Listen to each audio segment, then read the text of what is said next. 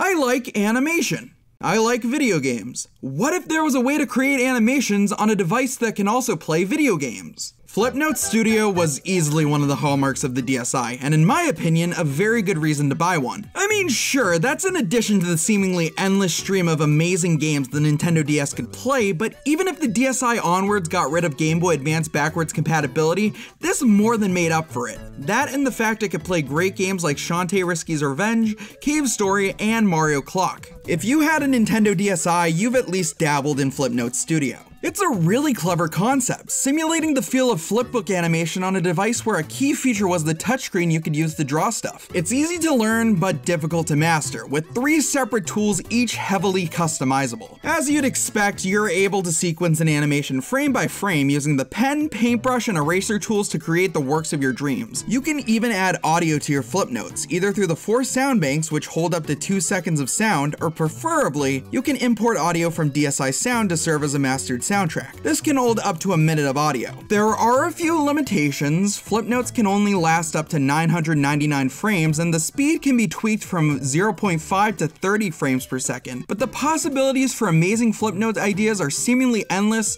and you know exactly where I'm going with this. Flipnote Hatena. Shortly before Flipnote Studio's release, Nintendo announced their partnership with Hatana to provide a service to share Flipnote animations. It should be noted that in Japan, Flipnote Studio is known as Moving Notepad, which it was also referred to in English pre-release discussions. I think the final name is a lot more charming and distinct. Not to say Moving Notepad is a bad name, but it's nowhere near as memorable as Flipnote Studio. Anyways, for people like me that don't animate, Flipnote Hatana is easily the highlight of the app. It also seemed like a really rewarding ecosystem if you were an animator. You can provide animations to the world, and you can also enjoy animations from other people. Sure, you couldn't get paid for your work, and while I never expected that to be the case, that sucks. Come to think of it, YouTube's system for paying animators based on ad revenue isn't much better, but I'm getting sidetracked. What made Flipnote Hatana so great was the countless amazing artists that regularly contributed Flipnotes to the platform. I'm still really impressed by how smooth the animation in some of these are. It may have limited colors and the pixelated look of the DSi, but the effort that was put into a lot of these Flipnotes can't be ignored. Take for example this one titled Super Mario Bros. Movie. Set to the final battle theme from Bowser's Inside Story, this takes us on a tour throughout the Mushroom Kingdom and beyond, featuring various characters throughout the entire series. Artistically, my god, it's just so good.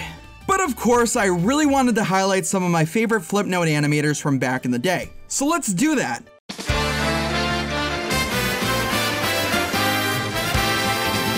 Gizmo is the creator I first think of when I think of Flipnote Hatena. His shorts have a very familiar yet distinct style, almost like a more expressive Astuff movie. They're definitely similar in terms of humor, but I'd consider this a favorable comparison. Both are very juvenile and silly, but in a very endearing way. He hasn't been active since 2015, but he currently goes by Scribblespoon on DeviantArt. Whatever he may be doing these days, we'll always remember Gizmo as the king of random humor. That's right, I said it.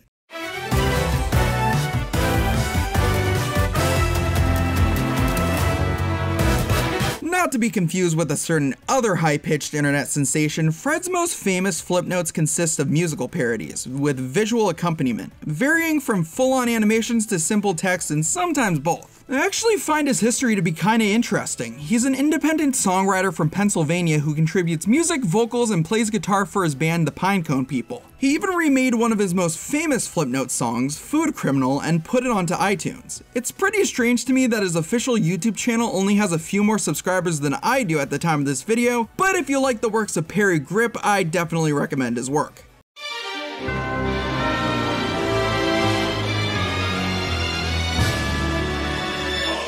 If the username doesn't sound familiar, the name Stupid Mario Bros. Probably rings a bell. Adapted from the popular YouTube series by Rich Alvarez, the series became one of the most popular on Flipnote Hatena, even to the point of creating an entire movie based on the shorts. For whatever reason, Mario and Luigi's personalities in the series remind me a lot of Regular Show, probably because they're massive slackers like Mordecai and Rigby. Like in the first episode, Mario decides to go play Smash Brothers instead of saving Princess Peach. Sadly, the movie marked the finale of the series, but in all fairness, Anthony's reasoning for this is completely sound. The rate he was progressing at with the series was far too slow and he wanted to move on in life. Stupid Mario Bros. May be gone, but its legacy will live on forever.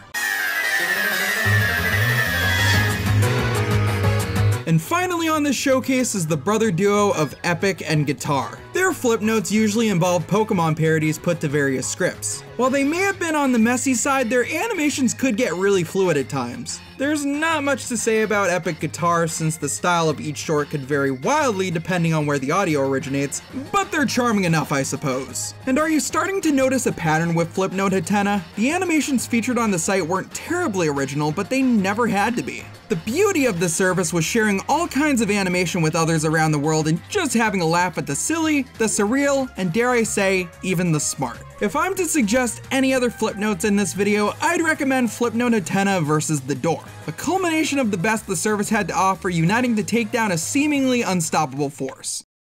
However, all good things must come to an end, and Nintendo announced the closure of Flipnote Hatena communities. This was to prepare for the upcoming Flipnote Studio 3D online service, and while Nintendo mentioned that the Flipnotes featured on the service would be transferred to the new one, fans were still understandably peeved. Fans tried their best to prevent the end of the service, but alas, on May 31st, 2013, Flipnote Hatena closed its doors. That wouldn't have been so bad if the successor didn't take forever to come out in the West. Originally announced by Shigeru Miyamoto as Flipnote Memo, no further information about the software came out until a Nintendo Direct Mini on March 13, 2013. They announced it would come out in mid-2013, but outside of Japan, that didn't happen. It was apparently the high use of online services in Japan that caused the delay. It was originally supposed to come out in early August in both Europe and America, but eventually the release date was set to be determined. Further compounding the delay was the discontinuation of the Friends feature of the new Flipnote Gallery in Japan. Nintendo was understandably worried that underage users would be receiving or sending inappropriate content through the service, and they similarly shut down the Swapnote messaging app for this reason worldwide. After what seemed like an eternity, on January 20th, 2015, Nintendo announced that North American members of Club Nintendo, due to close later that year, would be able to download Flipnote Studio 3D for free from February to June. It finally saw the light of day in North America on February 10th, 2015, and for those who couldn't snag it the first time, they later made it available through the succeeding My Nintendo service on its launch day, May 31st, 2016. It was okay. Like in all fairness, Flipnote Studio 3D was an improvement over its predecessor in a lot of ways. In addition to the standard black, white, red, and blue color choices of the original, you could also choose yellow and green. You can also use tools to draw shapes, fill enclosed areas with a paint bucket, and insert text. But the coolest feature is the 3D effect. You can draw different parts of the animation on 3 separate layers. This is all really cool, but it just came out far too late in the 3DS's life. To be fair, Nintendo handhelds always have relatively long lifespans, but by the time Flipnote Studio 3D launched in the West, the 3DS was nearly 4 years old, and the fact it was locked behind loyalty programs didn't help. With its popularity, I really wish that the successor to Flipnote Studio was a higher priority for Nintendo, something that launched simultaneously with the eShop if not built in with the system. But alas, that wasn't the case, and on April 2nd, 2018, the Flipnote Gallery World online service was shut down.